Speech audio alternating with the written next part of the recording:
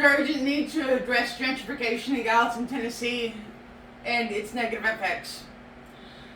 Gentrification occurs when wealthy people move into a more poor area, renovating its apartments, homes, and businesses, pushing out their earlier residents, and displacing them.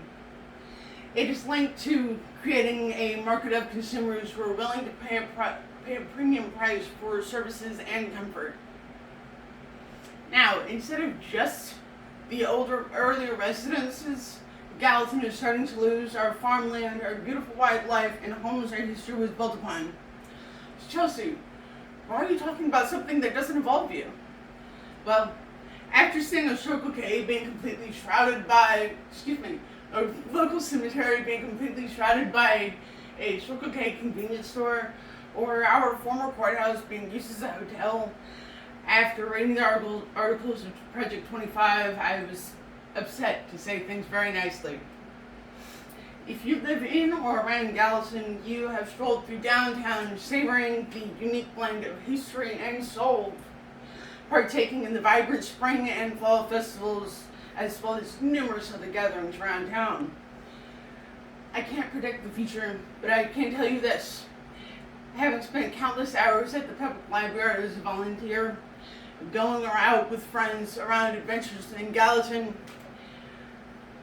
I am resolute in my refusal to see my hometown turned into a live-in business park for the wealthy.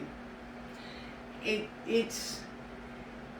only invites crime and mismanagement that nobody needs. This persuasive speech and presentation will help you decide whether a humble southern city with history can be saved, or the heart of Gallatin gets turned into a business living park.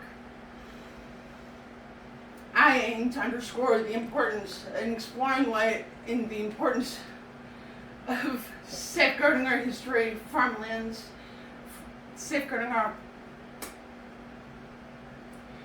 preserving our town's history, safeguarding our farmlands, and exploring ways to slow down the gentrification. As a community, we must take action to ensure our city's safety. And this is not a task for just one or two people, but this is a collective responsibility that we all share. Before we begin, thanks to the Nashville Public Television for the historical information. Here's something neat. As the Civil War approached in April 1861, Gallatin and Sumner County as a whole were unanimously opposed to seceding from the Union, but they decided to join with the Confederacy in more concerns of their safety. Wow, I'm really off of that. After the Civil War, African American families established communities near Gallatin, and the nation's first agricultural fair for black citizens started. That piece of history wouldn't be found at the Smithsonian, but it's still important to us as a town, and all those who are considered working class citizens. Gentrification is not just a process of urban renewal, but it is a force that erodes the community's history, dilutes its culture, and diminishes its social fabric. It benefits only a few at the expense of everyone. A recent study by UT economist Charlie Martinez revealed that the amount of land dedicated to agriculture and forestry in Tennessee has decreased from 86% in 2017 to 84% in 2023. The impact of this trend is visible in Sumner County, where more than 15,000 acres of land were lost to residential and commercial developments between 2014 and 2023. Shockingly, over 86,000 acres of land are being developed annually across the state, causing significant harm to wildlife, releasing toxic substances, and losing their homes. It's insanity. Now, How can we protect our agricultural roots if companies want to come in, completely uproot them, just to lay down concrete? It's important to note that agriculture significantly creates job opportunities. Although it's not as glamorous as white-collar jobs, it provides a source of food and income. It contributes to the history and our culture of our city. Of course, there are probably a few who really don't care about what's going on, but deep down, we all know this is wrong. The rapid growth and high demand in Gallatin has led to an alarming disappearance of farmlands and homes. It shows how much our city council cares about us when they are more than happy to sell us off and relocate near the new location of Nexus, Tennessee, basically wiping Gallatin off the map completely. So, what solutions can outweigh this $5 million deal?